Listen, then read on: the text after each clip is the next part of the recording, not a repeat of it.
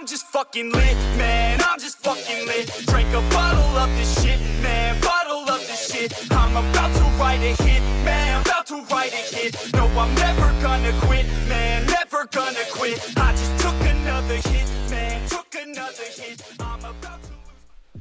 Bonjour à tous, aujourd'hui on va voir les 3 étapes pour bien choisir sa whey protein. Première étape, il faudra déterminer votre objectif selon votre profil.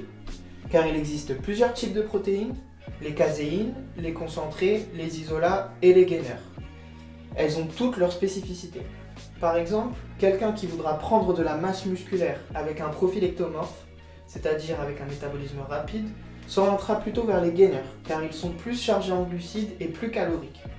A contrario, un profil plutôt mésomorphe, qui n'aura pas de difficulté à prendre du poids, s'orientera plutôt vers des concentrés ou des isolats.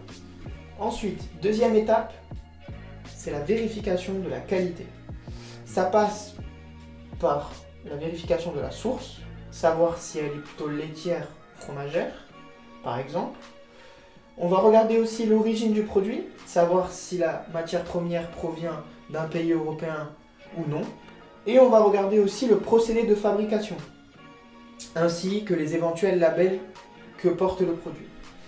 Personnellement, je recommande une source de protéines plutôt laitière, car elle sera moins endommagée, moins transformée et donc plus complète. D'origine française, de préférence, ou d'un pays européen, avec un procédé de fabrication doux. Par exemple, les protéines natives qui sont filtrées à froid seront très intéressantes car elles ne seront pas endommagées et mieux assimilables.